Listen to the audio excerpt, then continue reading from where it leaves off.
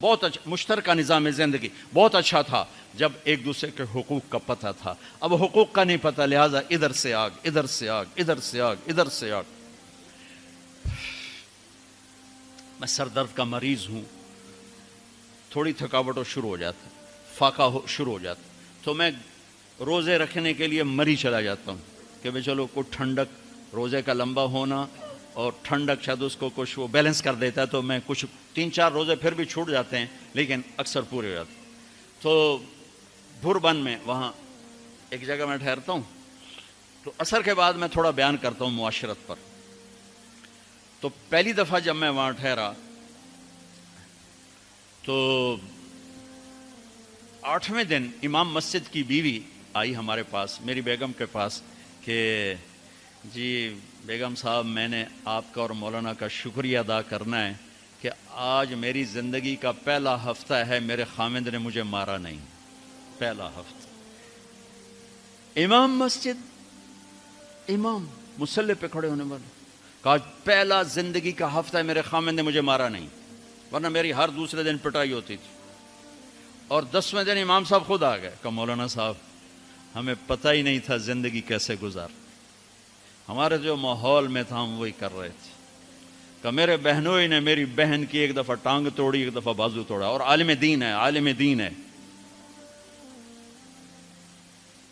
ہمیں کسی نے یہ بتایا نہیں تھا، ہم نے زندگی میں پہلی دفعہ یہ باتیں آپ کے منہ سے سنی کہ زندگی کیسے گزار. تو فرحان کی زندگی فتوے سے نہیں چلے گی کہ میں مفتی نعیم کا بیٹا ہوں،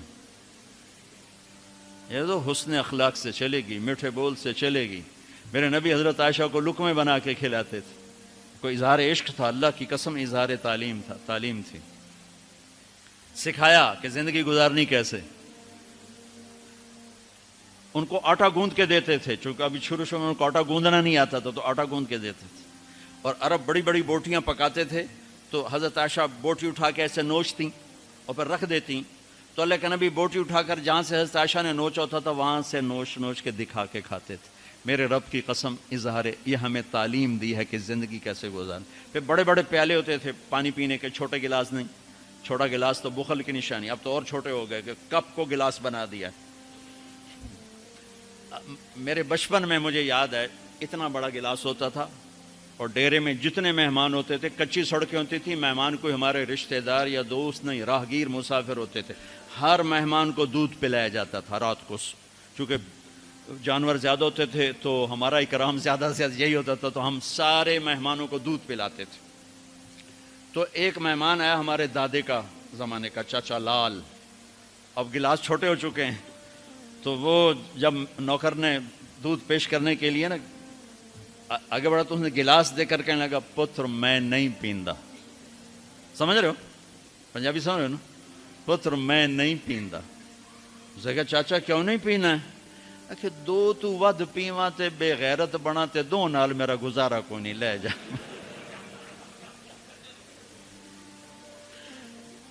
تو بخل کا زمانہ آ گیا، چھوٹی چھوٹی گلاسیں آ گئی. تو بڑے بڑے گلاس ہوتے تھے تو ہم عائشہ رضی اللہ عنہا پانی پی رہے ہیں، رکھ دیا. میرے نبی اٹھا کر جہاں حضرت عائشہ کے ہونٹ لگے ہوتے تھے وہاں ہونٹ رکھ کے پانی پیتے تھے. صرف تعلیم. جس ہستی نے اللہ کو آنکھوں سے دیکھ لیا ہو اس کو کسی چیز کی رغبت ہو سکتی ہے؟ جنت بھول جائے گی جب اللہ اپنا دیدار کرائیں گے، اب پردہ پوشی فرمائیں گے تو کہیں گے یا اللہ جنت نہیں چاہیے، تو چاہیے، بس تجھے دیکھتے رہیں، بیٹھے رہیں تصور جانا کیے ہوئے از لذت دیدارش، خسرو چتواں گفتن سر دادن و جان دادن نادیدہ رخ یارے. امیر خسرو کہہ رہے ہیں کہ یا اللہ بن دیکھے تیرے لیے لوگ سولیوں پہ چڑھ گئے، اوروں سے چر گئے، چھروں سے کٹ گئے. بن دیکھے تیرے عشق میں جب تجھے دیکھیں گے تو کیا حال ہوگا. از لذت دیدارش خسرو چتواں گفتن سر دادن و جان دادن نادیدہ رخ یار. تو جس ہستی نے اللہ کو دیکھا ہو ان کے لیے عورتوں کی کیا رغبت ہے. یہ صرف سکھانا. ایک حدیث سنا دے، ما تزوجت وما زوجت الا بوحی من السماء نزل به جبریل. لوگوں میں نے جہاں شادی کی، میں نے جہاں بیٹی دی، پہلے آسمان سے وحی آئی پھر میں نے قدم اٹھایا. اللہ کی قسم ہمیں سکھانے کے لیے تھا، ہمیں سکھانے کے لیے۔ ہاں سفر سے واپسی ہو رہی ہے، ٹھیک ہے، آپ نے صحابہ سے کہا چلو بھائی تیز ہو جاؤ، وہ سارے تیز ہو گئے، یہاں تک کے نظروں سے غائب ہو گئے، ٹھیک۔ تو اب کون رہ گئے؟ اما عائشہ اور میرے نبی۔ تو اما عائشہ نہیں، میرے نبی نے کہا عائشہ دوڑ لگائیں، دوڑ لگائیں، لگائیں۔ اللہ اکبر، مفتی نعیم کا اتنا بڑا پیٹ، یہ دوڑ لگائے گا بیگم کے ساتھ؟ اور مولا منظور مینگل کا اس سے بھی بڑا ہو گیا، یہ لگائیں گے؟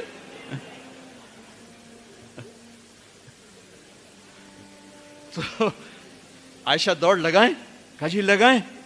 تو حضرت عائشہ فرماتی میں آگے نکل گئی لیکن نبی پیچھے رہے۔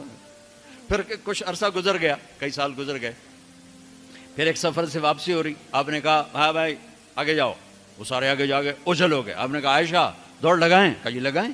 تو کہا ان دنوں میں موٹی ہو گئی، تبدنت کا لفظ مجھے یاد ہے، کہ میں موٹی ہو گئی تھی۔ تو جب دوڑ لگائی تو اللہ کے نبی آگے نکل گئے، تو آپ نے کہا عائشہ ہذہ بتلک، اب تو میں برابر ہو گئی۔ اللہ کی قسم زندگی سمجھانے کے لیے تھا۔ جہاد کا سفر سارا صحابہ کا قافلہ ہے، جنگ کا زمانہ ہے، دشمن چاروں طرف ہے، اور ہم اما عائشہ رضی اللہ عنہ اونٹ پہ بیٹھی اور ہاتھ لگایا تو ہار غائب۔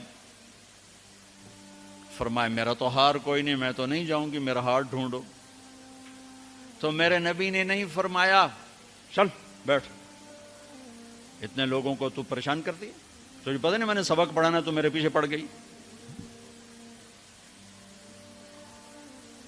طلبہ میرا انتظار کر رہے ہیں۔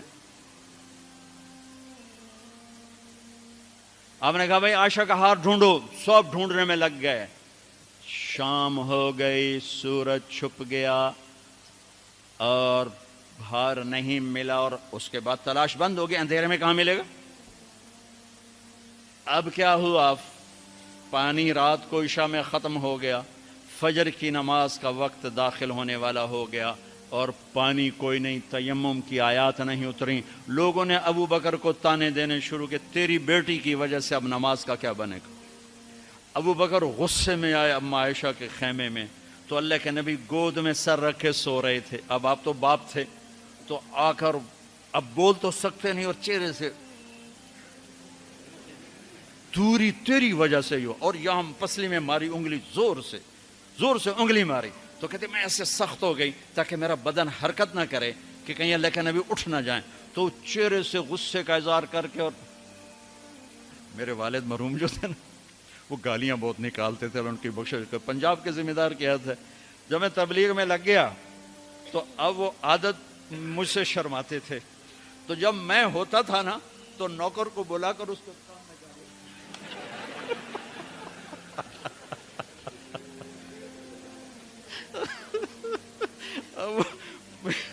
جوانی کی عادت بڑھاپے میں تو جا نہیں سکتی تھی، تو پھر وہ آہستہ آہستہ گالیاں نکال اپنا کوٹا پورا کر لیتے تھے۔ تو ابوبکر صدیق رضی اللہ عنہ میں کہ کہیں بھائی اللہ کے نبی اٹھنے کرتے رہو، انگلی مارتے رہے، تو اللہ نے آیات تیمم اتار دی۔ اس موقع پر تیمم کی آیات پہلی دفعہ 8000 سال میں یہ ہونے لگا ہے۔ بھلا مٹی سے آدمی صاف ہوتا ہے اور گندا ہو جاتا ہے؟ اللہ نے کہا نہیں نہیں، فتیمم، چلو تیمم کرو۔ اب سارے صحابہ میں خوشی کی لہر، اور سعد بن عبادہ کہنے لگے اے آل ابو بکر، یہ پہلی تو نعمت نہیں ہے جو تمہارے گھرانے کے طفیل ہمیں ملی ہے، اس سے پہلے بھی بڑی نعمتیں تمہارے گھر کی طفیل ہمیں ملی ہیں۔ اللہ نے تیمم کی آیت اتار دی۔ میرے نبی نے قافلے کو نہیں چلایا، یہاں تک کہ حضرت عائشہ نے کہا اچھا یا رسول اللہ اب چلیں، ہار کو چھوڑیں۔ پھر میرے نبی چلے، اور جب اونٹنی کو اٹھایا تو ہار اس کے نیچے پڑا ہوا تھا، وہ سارا باہر ڈھونڈتے رہے، ہار نیچے چلا گیا تھا گر کر۔ یہ میرے نبی کی زندگی ہے، یہ مینگل صاحب سے کہتا ہوں پڑھائیں، مفتی نعیم سے کہتا ہوں یہ زندگی پڑھائیں، کہ ان کی بیویاں ان کو دعائیں دیں، ان کے ماں باپ ان کو دعا دیں، ان کی اولاد ان کو دعا دے۔ وہ باپ نہیں ہے جس کو دیکھ کے بچے ڈر جائیں، وہ تھانے دار ہے، تھانے دار بیٹھو ہے۔ وہ استاد نہیں جس کو دیکھ کے شاگرد ڈر جائے، وہ تھانے دار ہے۔ وہ خامد نہیں ہے جس کو دیکھ کے بیوی سہم جائے وہ تھانے دار ہے، خامد وہ ہے جس کو دیکھ کے بیوی خوش ہو، باپ وہ ہے جس کو دیکھ کے اولاد خوش ہو، استاد وہ ہے جس کو دیکھ کے شاگرد خوش ہو۔ اپنے مصنوعی روب جمانا کہ استاد کی ہیبت ہونی چاہیے، ارے ہیبت، محبت ہونی چاہیے، محبت سے علم منتقل ہوتا ہے، ہیبت سے نہیں ہوتا، محبت سے جا کر فریکوینسی ملتی ہے، کال ملتی ہے اور پھر جذبات منتقل ہوتے ہیں۔ تم ہیبت بٹھانے کے چکر میں